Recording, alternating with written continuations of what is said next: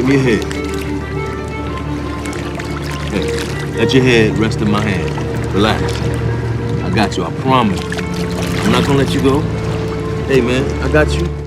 As some pretty fierce cultural battles waged on, 2016 was a pretty interesting year for films.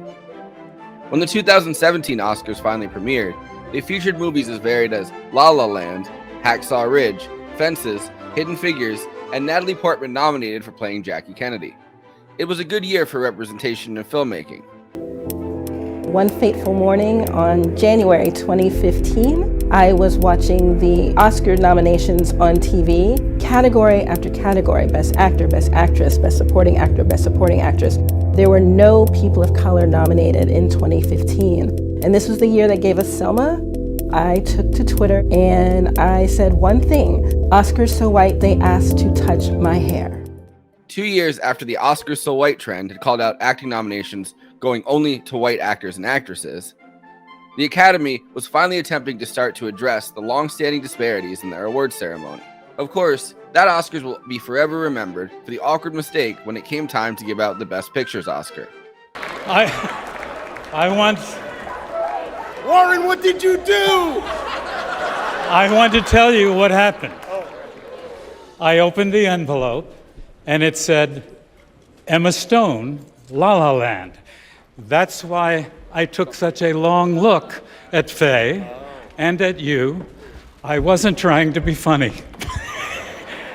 Well, you were funny. That Thank was you very funny. much. Thank you very much. Wow, this is Moonlight, the Best Picture. Yeah. Okay. Tonight we're going to be talking about Barry Jenkins Moonlight, the 2017 Best Picture winner. Moonlight was adapted from Terrell Alvin McCraney's shelved play in Moonlight, Black Boys Look Blue.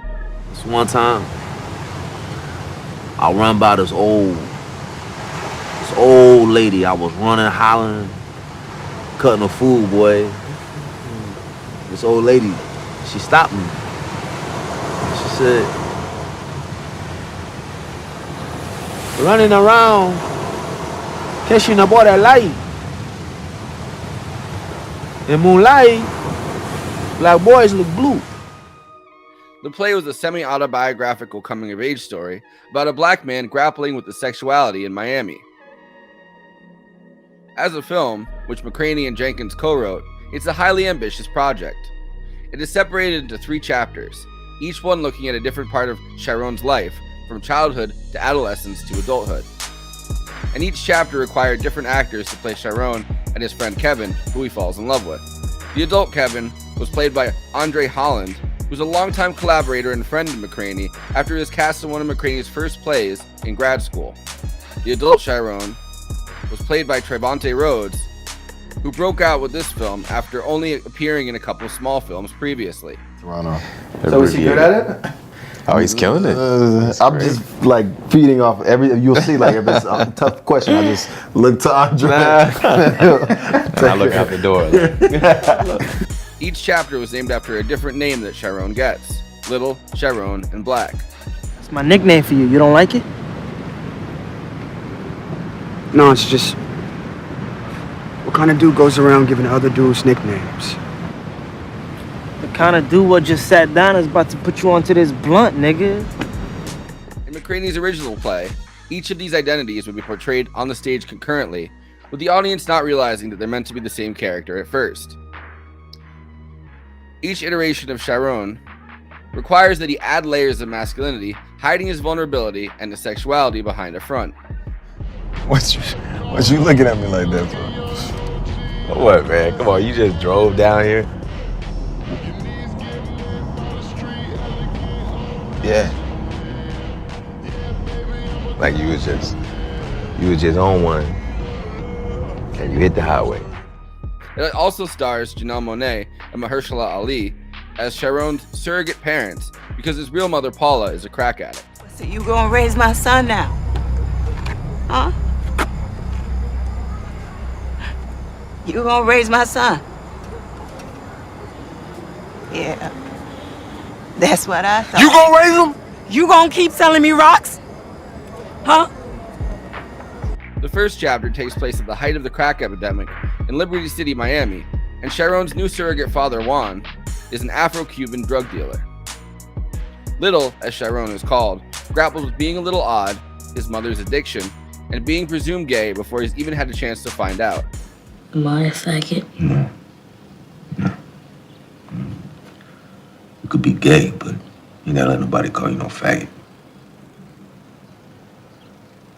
I mean, unless... As a teenager in the second chapter, the bullies who have always targeted him keep coming. And of course, when he finally snaps and beats one of them back, he's the one who gets sent away. In the third chapter, Chiron, now called Black, has moved away from Liberty City and is now living in Georgia.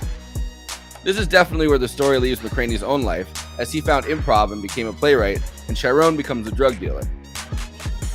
Both Barry Jenkins and McCraney grew up in Liberty City around the same time during the crack epidemic, and both had mothers who became addicts. In fact, they were raised in the same Liberty Square housing project, although they didn't know each other.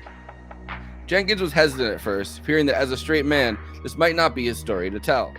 That all of us really relate to Chiron in the sense that we all, at some point, are insecure about something in our life, you know? And I'm someone who, I try to make sense of everything, and I feel like Chiron tends to do the same thing, just in a different way. The context is a bit different. But I think the notions of repression, masculinity, and the face we put on to mask our vulnerability is relatable no matter what your sexuality is. I done seen good, and you ain't it.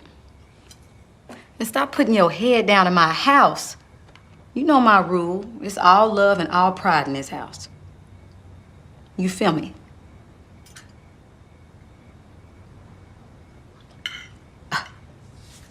I can't hear you. Do you feel me?